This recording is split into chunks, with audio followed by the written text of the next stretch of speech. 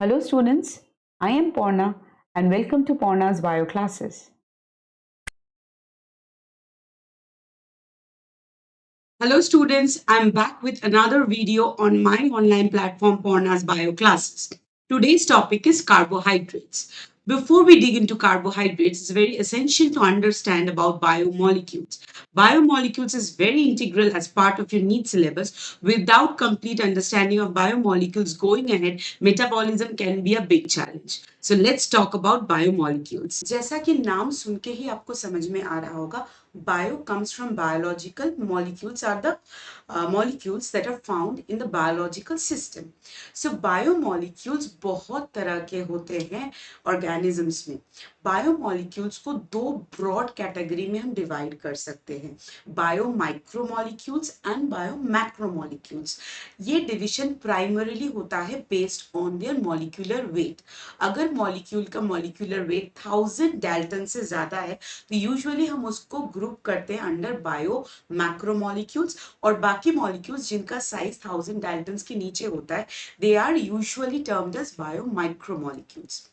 बायोमैक्रोमोलिक्यूल्स usually polymers होते हैं जो पॉलीमराइजेशन करके बनते हैं, छोटे छोटे स्ट्रक्चरल ब्लॉक मोनोमर्स को जोड़ के वो बनते हैं.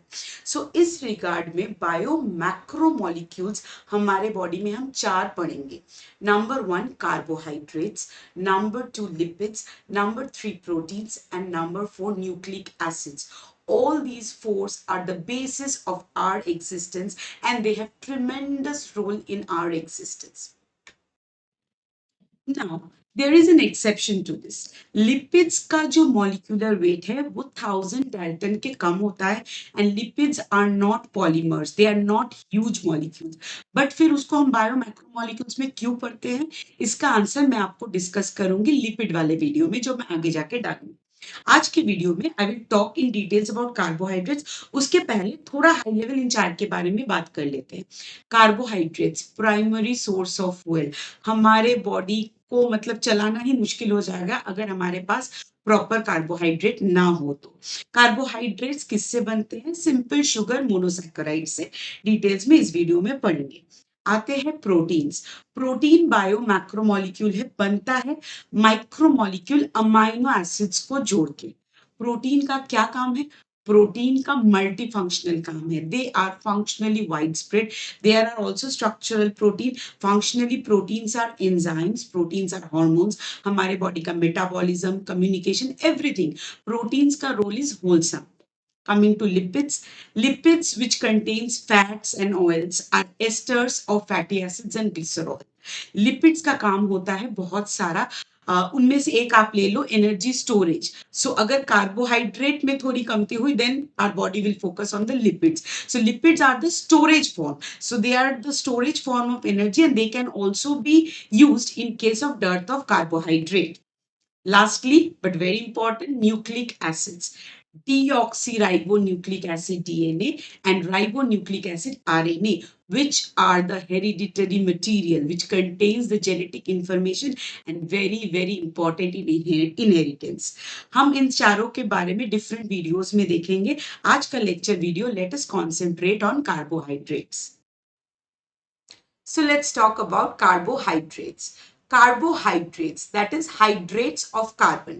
कार्बोहाइड्रेट के स्ट्रक्चर में आपको कार्बन मिलेगा, आपको हाइड्रोजन मिलेगा, आपको ऑक्सीजन मिलेगा. So hydrogen and oxygen water में पाया जाता है in the ratio of 2:1 H2O. Similarly अगर आप किसी भी कार्बोहाइड्रेट का स्ट्रक्चर देखोगे और फॉर्मूला देखोगे तो आपको दिखेगा उसमें hydrogen and oxygen will always be present in the ratio of 2:1. For example, if you take the formula of glucose C6H12O6, you will see H and O are in the ratio of 2:1. So carbohydrates are basically hydrates of carbon. They are organic molecules present in our body with high molecular weight. Coming to their structure, They are polyhydroxy. They have multiple hydroxyl group. I'll show that in the structure in the next slide. So they are polyhydroxy compounds, multiple OH groups. Along with that, they will either have a functional group as aldehyde CHO or a functional group as ketone C double bonded O. So if they have the functional group as aldehyde, they are referred to as aldoses. If they have C double bonded O as their functional group, they are called ketoses. So aldehydes or ketone group will be present as the functional group. Carbohydrates can be aldoses or ketoses, but they will definitely have polyhydroxyl groups. How are they prepared? Autotrophic organisms, primarily green plants and other organisms which have photosynthetic pigment, with the help of solar energy from sunlight, perform photosynthesis, or they may perform chemosynthesis also, and they will prepare carbohydrate, which will be the source of food worldwide. Carbohydrates are also known as saccharides because they are made up of sugars. So let's go deep into this topic a little bit more. Let's talk about the types of carbohydrates based on their complexity. So carbohydrates based on their complexity can be classified majorly into simple carbohydrates and complex carbohydrates. Simple carbohydrates में आप ले लो monosaccharides, जो simple sugar units है. Mono mean single, सो single sugar units जो है उसको हम monosaccharides बोलते हैं. उसमें इंपॉर्टेंट एग्जांपल्स आप ले लो glucose, fructose and galactose, very important in terms of our body and our metabolism. Disaccharides, di means two, so disaccharides are those simple sugars जो दो monosaccharides को जोड़ के बनता है. डाइसैकेराइड्स में तीन नेम बहुत इंपॉर्टेंट है, बच्चों नोट कर लो. Number one is lactose. Lactose is made up of glucose and galactose. Number two sucrose, made up of glucose and fructose.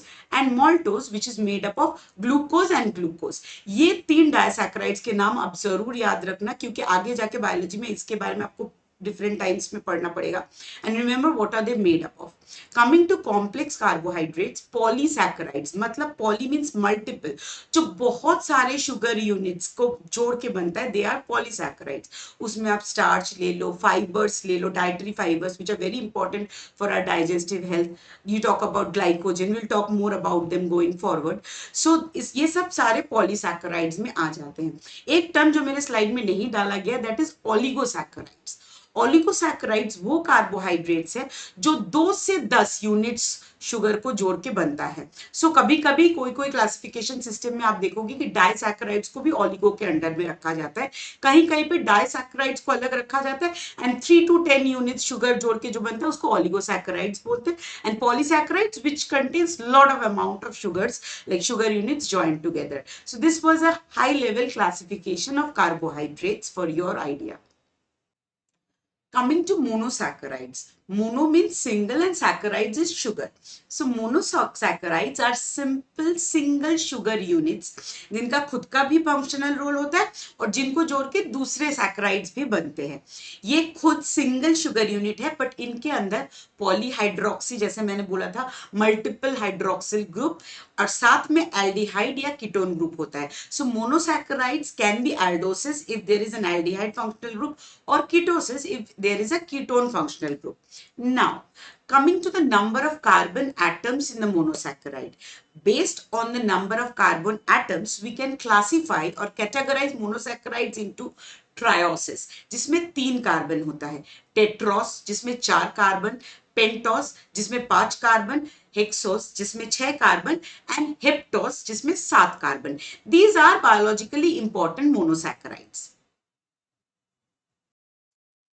अब आप स्क्रीन पे कुछ बायोलॉजिकली इंपॉर्टेंट मोनोसैकेराइड्स देख सकते हैं. उनके स्ट्रक्चर मैंने डाल रखे, open chain, long chain, aliphatic chains जो है वो स्ट्रक्चर डाल रखे हैं. आप देखो ट्रायोस वो मोनोसैकेराइड्स है जिसमें 3 कार्बन एटम्स पाए जाते हैं. अब हो सकता है कि उसका फंक्शनल ग्रुप एल्डिहाइड हो या कीटोन हो. सो Eldhose so triose can be aldotriose or ketotriose. Example of aldotriose is glyceraldehyde and example of ketotriose is dihydroxyacetone. Coming to Tedros जिसमें 4 कार्बन एटम्स पाए जाते हैं. सो टेट्रोस भी एल्डोटेट्रोस हो सकता है या ketotetrose. So the examples are erythrose and erythrulose. Coming to 5 carbon वाला monosaccharide that is pentose, very important, आगे जाके हम पढ़ते हैं ना पेंटोस शुगर जब हम न्यूक्लियोटाइड्स वगैरह पढ़ते हैं. So coming to pentose sugar can also be aldopentose और ketopentose. Example of aldopentose is ribose and ketopentose is ribulose. Then hexose, biologically very important. Hexose में भी aldohexose या ketohexose. Aldohexose के दो नाम हम याद रख सकते हैं जो बहुत इंपॉर्टेंट है, ग्लूकोज ले लो आप, गैलेक्टोज ले लो. And coming to ketohexose, that is fructose.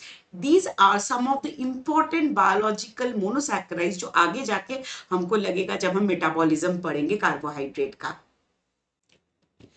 Coming to the cyclic structures of monosaccharides. अभी हमने जो स्ट्रक्चर्स देखे थे पिछले स्लाइड में, they were all aliphatic chains, the open chains. But aqueous solution में ये देखा गया है कि ये मोनोसैकेराइड्स इंटरनल बॉन्ड फॉर्म करते, इंट्रामोलिक्यूलर बॉन्ड फॉर्म करके हेमी एसिटाल या हेमिकीटाल फॉर्म करते. You will know about the details of this bond formation in your chemistry biomolecules when you do this chapter in your chemistry. So क्या देखा गया है कि glucose जो एक एल्डोहेक्सोस है, उसके C1 में जो एल्डिहाइड फंक्शनल ग्रुप है वो उसके C5 के हाइड्रोक्सिल ग्रुप के साथ एक बॉन्ड फॉर्म करता है and they form a intramolecular hemiacetal. So glucose is seen to form a 6-membered cyclic structure called pyranose. Similarly, fructose जो कि एक कीटोहेक्सोस है, उसका जो कीटोन फंक्शनल ग्रुप है वो उसके C2 में है. सो C2 का कीटोन एक इंट्रामोलिक्यूलर बॉन्ड करता है C5 के हाइड्रोक्सिल के साथ करके एक इंट्रामोलिक्यूलर हेमिकीटाल फॉर्म करता है. And fructose forms a 5-membered cyclic structure in aqueous solution called as furanose. So pyranose and furanose are the cyclic structures that monosaccharides form in aqueous solution. अब बात करते हैं पॉलीसैकेराइड्स को लेके. Poly means multiple, saccharides is sugar. So multiple sugar के units को जोड़ के बनता है polysaccharides which is also known as glycan. क्या बॉन्ड है जो इन शुगर यूनिट्स को जोड़ता है? Glycosidic bonds. Students, please note down, very important. Glycosidic bonds are the bonds which joins the sugar units, the building blocks, the monomers, the monosaccharides together, forming polysaccharides, which is a complex carbohydrate also known as glycan. So ये glycan जो chain है उसका जो left end है वो non reducing है because उस end में कोई free aldehyde या ketone group present नहीं होता है. It is not reactive, it is not reducing. So the left part of the chain, the left corner is the non-reducing end and the right end has a free aldehyde or ketone, a chemically reactive functional group जो दूसरे किसी substance को, दूसरे किसी molecule को reduce कर सकता है. So the left chain, the left part of the glycan chain is non-reducing and the right end is reducing. Now polysaccharides can be classified majorly into two groups, homopolysaccharides and heteropolysaccharides based on कि उसका monomeric unit same है या अलग. Homopolysaccharides are made up of same type of sugar units and heteropolysaccharides are made up of multiple type of sugar units. Homopolysaccharides के example में आप starch ले लो, cellulose ले लो और hetero के example में आप chitin ले लो, peptidoglycan ले लो. Polysaccharides based on their function can be structural polysaccharide, storage polysaccharide या mucopolysaccharide. बात करते हैं दो इंपॉर्टेंट स्टोरेज पॉलीसैकेराइड्स का. पहला वाला है स्टार्च. कमिंग टू स्टार्च, आपको पता है कि जब फोटोसिंथेसिस होता है तब फोटोसिंथेसिस का एंड प्रोडक्ट क्या होता है? Glucose, which is a monosaccharide.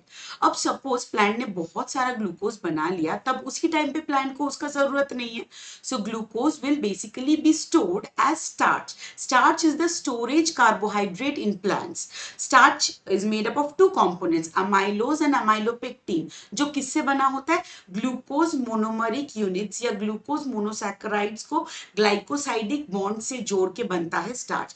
Linkage type क्या है? Alpha 1,4. It is the alpha 1,4 linkage for starch जो आपको याद रखना है. एक क्वेश्चन आता है कि स्टार्च का टेस्ट कैसे किया जाता है. अगर आप लेबोरेटरी में स्टार्च को टेस्ट करना चाहते हो तो आप आयोडीन सोल्यूशन से टेस्ट करोगे. एक ब्लू कलरेशन या कहीं कहीं किताबों में ब्लू ब्लैक कलरेशन भी लिखा होता है. क्योंकि स्टार्च का एक हेलिकल स्ट्रक्चर है, वो आयोडीन मॉलिक्यूल्स को होल्ड कर सकता है.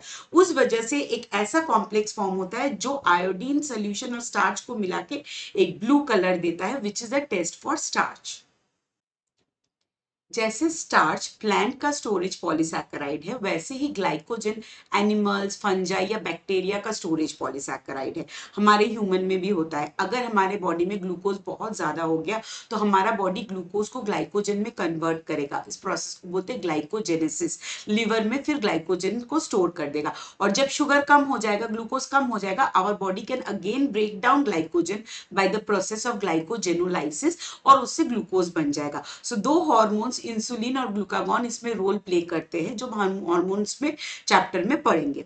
ग्लाइकोजन का स्ट्रक्चर क्या होता है, ये भी ग्लूकोज यूनिट्स को जोड़ के बना होता है थ्रू ग्लाइकोसाइडिक बॉन्ड, और इसमें भी लिंकेज होता है alpha 1,4। Glycogen is a branched polymer of glucose, जिसमें 1,4 लिंकेज वाला ग्लाइकोसाइडिक बॉन्ड्स होते हैं। Let's talk about some structural polysaccharides. बात करते हैं काइटिन को लेके। Chitin is a complex homopolymer. ये कॉम्प्लेक्स शुगर है, बट ये भी होमोपॉलीमर है, मतलब ये भी सेम मोनोमरिक यूनिट्स को जोड़ के बनता है। किससे बनता है chitin? From N acetyl glucosamine, NAG बोलते हैं जिसको। एन एसिटाइल ग्लूकोज अमीन मतलब बच्चों it is a derivative of glucose. So N acetyl glucosamine which is a derivative of glucose, that is the monomeric unit of chitin. इस NAG unit को जोड़ के through glycosidic bonds we prepare what is chitin. कहां पे पाया जाता है chitin?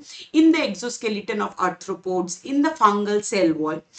Chitin is the second most abundant polysaccharide found in nature. Another structural polysaccharide is cellulose.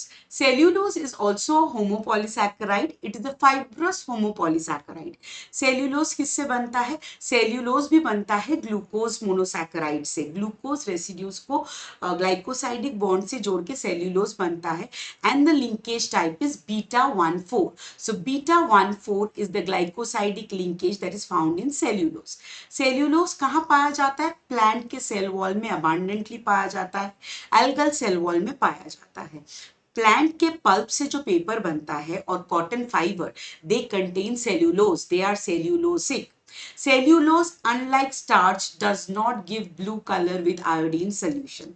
So these were some basic attributes of cellulose. One more polysaccharide that I want you all to remember is inulin. ये हमारे NCERT में mentioned है, हमारे किताब में है, so we have to know about it.